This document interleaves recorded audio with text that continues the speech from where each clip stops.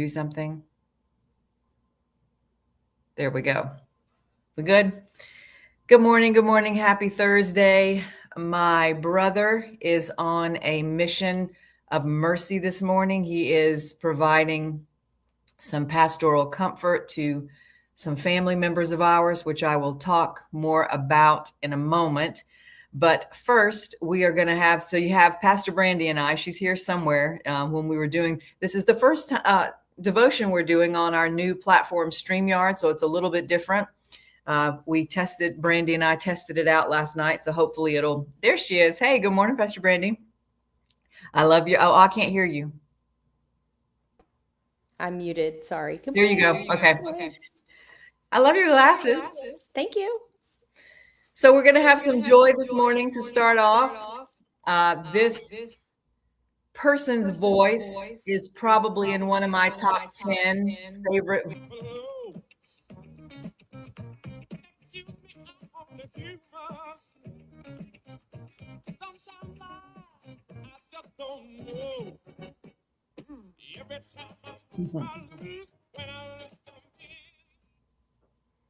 Okay. It was a little bit choppy and low on my end. I don't know if that was for everybody.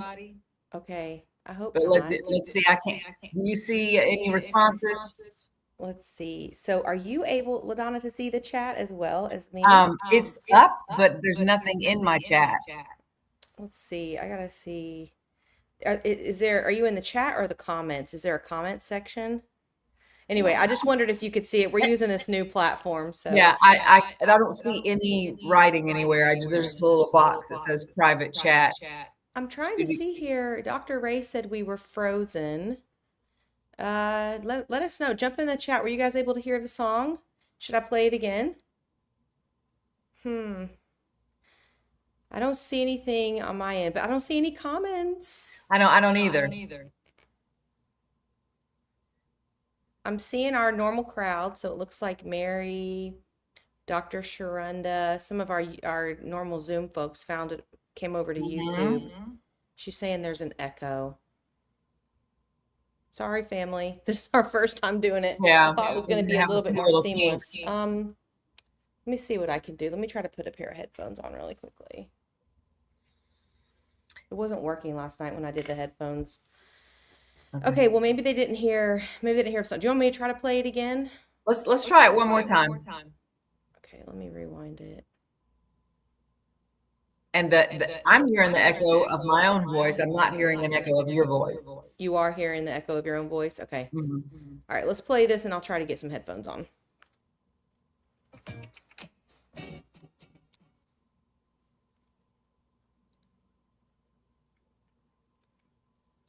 Going away.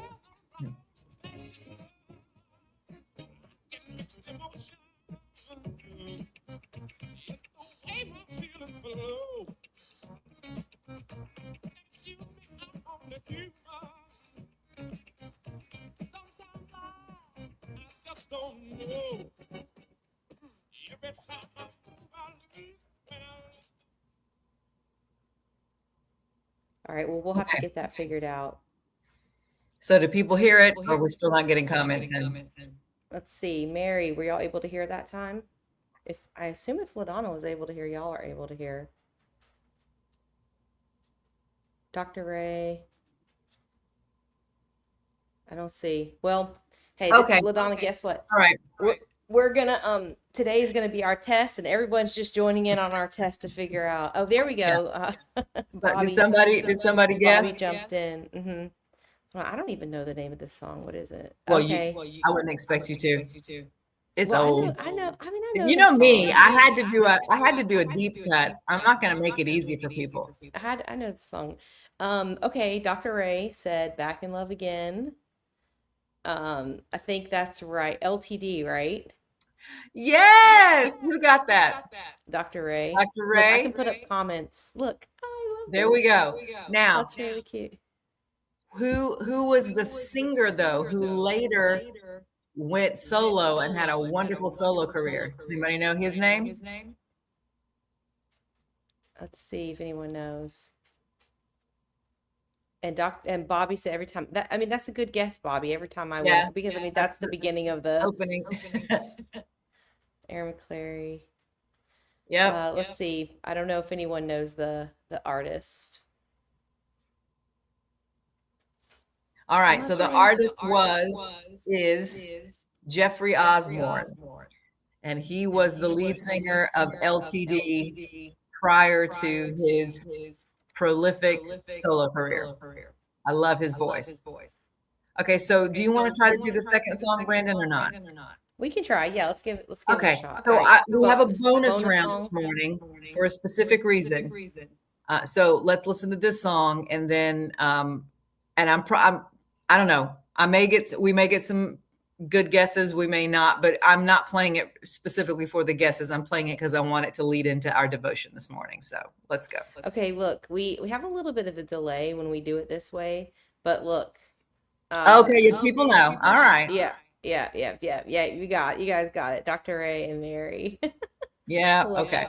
I like that we can show the comments. Aaron McClary as well. Yeah. Okay, let's play this bonus song.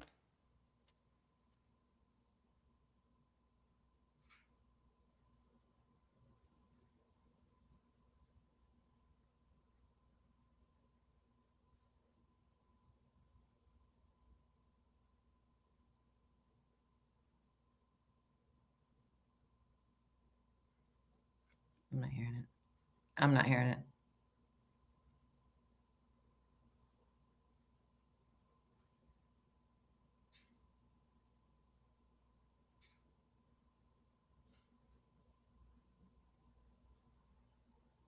No, I can't hear it. It's okay. Can you hear me?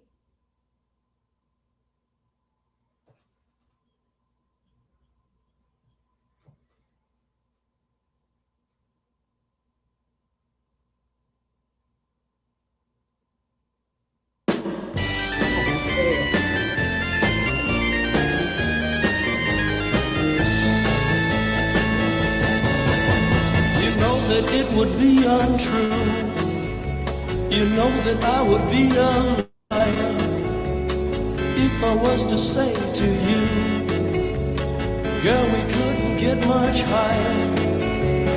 Come on, baby, light my fire. Come on, baby, light my fire. Try to set the night on fire. The time to hesitate is through. That's enough. Okay. Does anybody have any guesses on that one?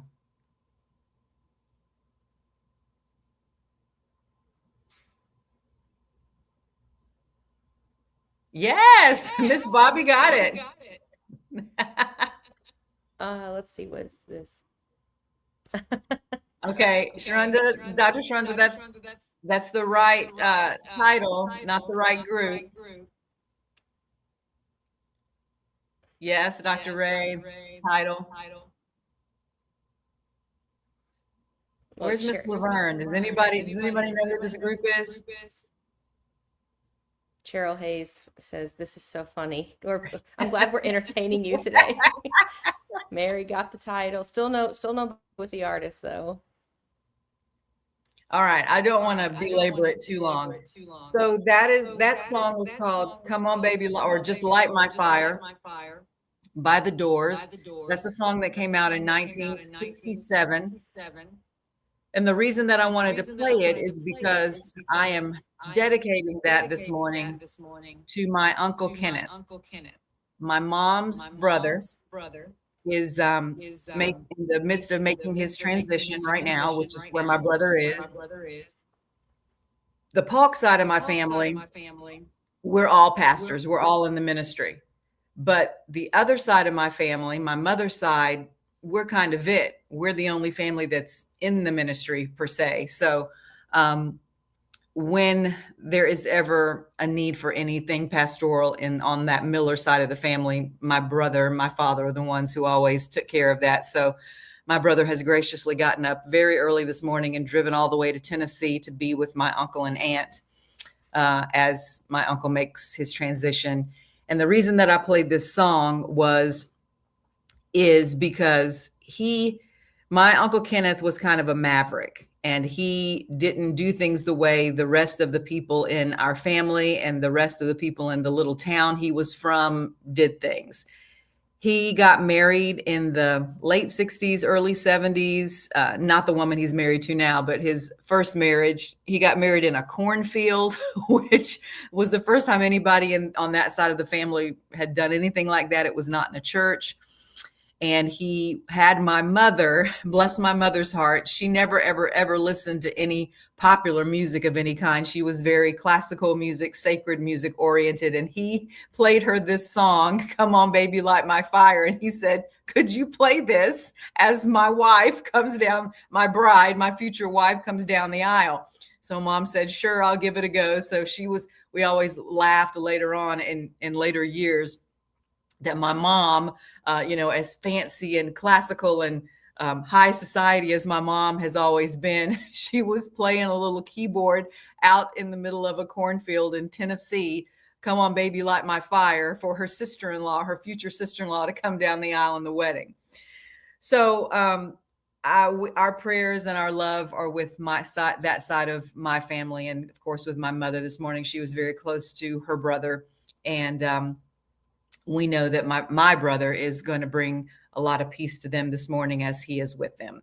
So that kind of leads into what we're going to talk about today. Breaking out of a prison. The name of our devotion is A Prison of Our Own Making. And the affirmation says, in the kingdom of God, there is neither male nor female. So I want to read just the very first couple of lines of this. And the tie-in is that my uncle broke out of the prison of his family, of his society, of the way everything else had always been done. He broke out, and that's what we all can do. We are all called to do that, to break out of these prisons that we make for ourselves. So the first couple of lines says, just because we have the power to create our own reality doesn't mean we always use it to create things that are beneficial to us. I've talked before about being good parents to our creations. We have this creative power, which is wonderful, but just because you have power, you have to be responsible with it. Okay. You have to create good things. Now, one of the bad things, let me just continue. It says that comes only with maturity. Unfortunately, sometimes what we create, either consciously or unconsciously, are prisons for ourselves and for each other. One prison we've created collectively involves the rigid stereotypes of the masculine and the feminine and the valuing of one over another. So if we go back to our metaphor of the Garden of Eden, the creation story of Adam and Eve, there are several creation stories, but one in particular says that God made man or mankind. And when he made this being named Adam or Adama, it was whole, it was complete. It had within it the masculine and the feminine.